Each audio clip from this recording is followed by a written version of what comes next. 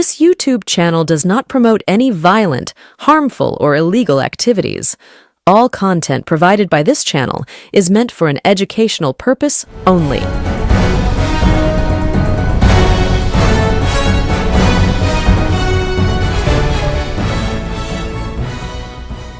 নমস্কার, আমি প্রতিবেদক সায়ন্তন চক্রবর্তী। আপনারা দেখছেন বঙ্গচক্ষু ইউটিউব চ্যানেল।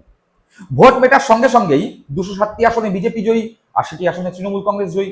তৃণমূল কংগ্রেসের একাধিক মন্ত্রী পরাজিত হয়েছে মুখ্যমন্ত্রী মমতা বন্দ্যোপাধ্যায়, অরূপ বিশ্বাস, সুজিত বসু, চন্দ্রিমা ভট্টাচার্য, ব্রাত্য বসু থেকে শুরু করে হেভিওয়েট নেতারা।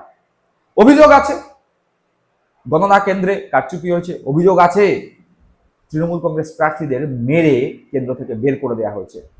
কিন্তু এছাড়াও আরো একটি ঘটনা এই সমস্ত নেতা নেত্রী হেভিওয়েট মন্ত্রীদের হারের পিছনে রয়েছে। আমরা ধরে নিচ্ছি সমস্ত অভিযোগ তৃণমূল কংগ্রেস ভোটের রেজাল্টের পরে যা করছে সেই অভিযোগ ভিত্তিহীন। ধরে নিচ্ছি কাউন্টিং সেন্টারে গণনায় কোনো রকম কারচুপি হয়নি। ধরে নিচ্ছি একদম নিরপেক্ষভাবেই গণনা হয়েছে। কোনো রকম কারচুপি না হওয়ার পরেও অন্ততপক্ষে 12 জন হেভিওয়েট মন্ত্রী তাদের যে কেন্দ্রের ফলাফল, তাদের পরাজিত হওয়ার যে মার্জিন, সেই মার্জিন থেকে একটা তথ্য সামনে এসছে। যেই তথ্য দেখলে আপনারা অন্তত বুঝতে পারবেন কিভাবে ঠিক তৃণমূল কংগ্রেসের পরাজয় ঘটলো। মানুষের মত নাকি জোর করে চাপিয়ে দেওয়া মানুষের মত, সেই বিষয়ে অন্ততপক্ষে একটা বাস্তব চিত্র আপনারা দেখতে পাবেন।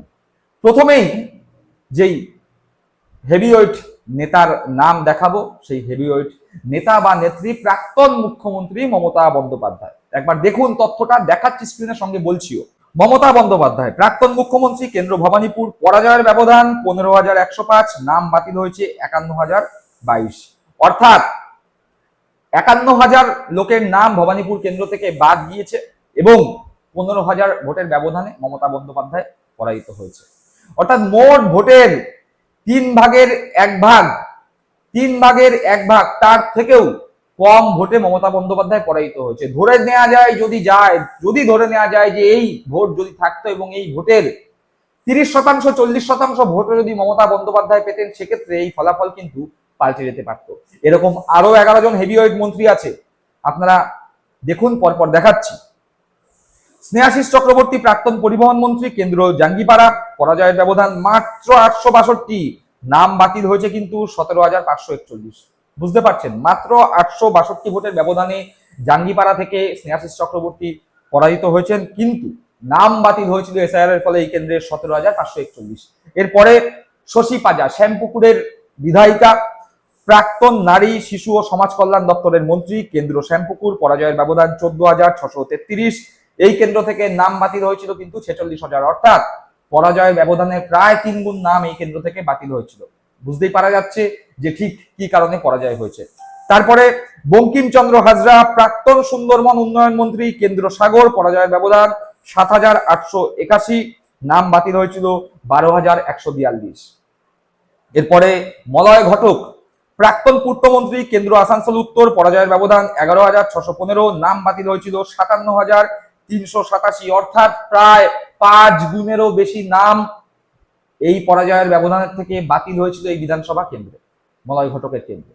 এর পরের প্রার্থী অরূপ বিশ্বাস, প্রাক্তন বিদ্যুৎ মন্ত্রী, কেন্দ্র টালিগঞ্জ, পরাজয়ের ব্যবধান 6,013, নাম বাতিল হয়েছিল 37,879। অর্থাৎ কত গুণ নাম বাতিল হয়েছে পরাজয়ের ব্যবধানের থেকে হিসাব করলে বুঝতে পারছেন যে প্রায় 6 গুণেরও বেশি নাম বাতিল হয়েছে পরাজয়ের ব্যবধানের থেকে অরূপ বিশ্বাসের কেন্দ্র টালিগঞ্জে। এরপরের প্রার্থী উদয়ন গুহ, প্রাক্তন উত্তরবঙ্গ উন্নয়ন মন্ত্রী, কেন্দ্র দিনহাটা, পরাজয়ের ব্যবধান 17,447, নাম বাতিল 34,037। অর্থাৎ প্রায় দ্বিগুণ, পরাজয়ের ব্যবধানের থেকে প্রায় দ্বিগুণ নাম বাতিল হয়েছে উদয়ন গুহের কেন্দ্রে। এরপরের প্রদীপ মজুমদার, প্রাক্তন পঞ্চায়েত এবং গ্রামোন্নয়ন মন্ত্রী, কেন্দ্র দুর্গাপুর পূর্ব, পরাজয়ের ব্যবধান 30,934, নাম বাতিল হয়েছিল 34,255। যদিও এটা হতেই পারে, এটা ততটাও কাছাকাছি নয়, কিন্তু এক্ষেত্রেও পরাজয়ের ব্যবধানের থেকে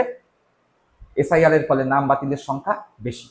তারপরে ব্রাত্য বসু, প্রাক্তন বিদ্যালয় ও উচ্চশিক্ষা মন্ত্রী, কেন্দ্র দমদম, পরাজয়ের ব্যবধান 25,273, নাম বাতিল হয়েছিল 43,101, অর্থাৎ প্রায় দ্বিগুণের কাছাকাছি নাম এখানে বাতিল হয়েছিল পরাজয়ের ব্যবধানের থেকে। এরপরে চন্দ্রিমা ভট্টাচার্য, প্রাক্তন অর্থমন্ত্রী, কেন্দ্র দমদম উত্তর, পরাজয়ের ব্যবধান 26,404, নাম বাতিল হয়েছিল 45,155। এক্ষেত্রেও প্রায় দ্বিগুণের কাছাকাছি বা বলা যায় 1.5 গুণের কাছাকাছি নাম বাতিল হয়েছিল পরাজয়ের ব্যবধানের থেকে। এরপরে সিদ্দিকুল্লাহ চৌধুরী, গ্রন্থাগার দপ্তরের মন্ত্রী, কেন্দ্র মন্তেশ্বর, পরাজয়ের ব্যবধান 14,798, নাম বাতিল হয়েছিল 34,112, অর্থাৎ এক্ষেত্রেও প্রায় দ্বিগুণের কাছাকাছি নাম বাতিল হয়েছিল সিদ্দিকুল্লাহ চৌধুরীর কেন্দ্রে। এরপরে স্বপন দেবনাথ, প্রাক্তন প্রাণী সম্পদ বিকাশ মন্ত্রী, কেন্দ্র পূর্বস্থলী দক্ষিণ, পরাজয়ের ব্যবধান 16,662, নাম বাতিল হয়েছিল 25,827।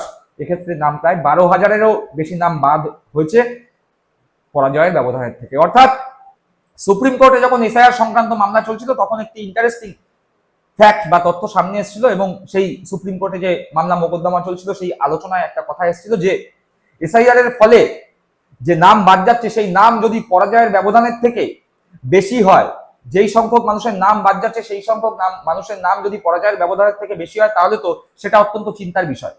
অন্ততপক্ষে এই 12 হেভিওয়েট মন্ত্রীর পরাজয় 2026 বিধানসভা নির্বাচনে সেই দিকই নির্দেশ করছে। এই 12টি কেন্দ্রেই হেভিওয়েট মন্ত্রীরা যেই ব্যবধানে পরাজিত হয়েছেন সেই ব্যবধানের দ্বিগুণ 3 গুণ বেশি নাম এসআইআর এর ফলে বাদ দিয়েছে। এছাড়া বিভিন্ন জায়গায় বিভিন্ন কেন্দ্রে তৃণমূল কংগ্রেসের প্রার্থীরা যেই ব্যবধানে পরাজিত হয়েছেন তার থেকে অনেক গুণ বেশি নাম এসআইআর এর বাদ চলে গিয়েছে। অত সংখ্যক মানুষের তথ্য বা অত সংখ্যক প্রার্থীর তথ্য একটা ভিডিওতে দেখানো সম্ভব নয়, তাই শুধুমাত্র 12 জন হেভিওয়েট মন্ত্রীর তথ্যই আপনাদের সামনে তুলে ধরলাম। এবার আপনারা বলবেন, আপনাদের মতামত জানাবেন ঠিক কি কারণে এই 12 জন হেভিওয়েট মন্ত্রী পরাজিত হলো। সকলে ভালো থাকবেন, সুস্থ থাকবেন। জয় হিন্দ, বন্দে মাতরম।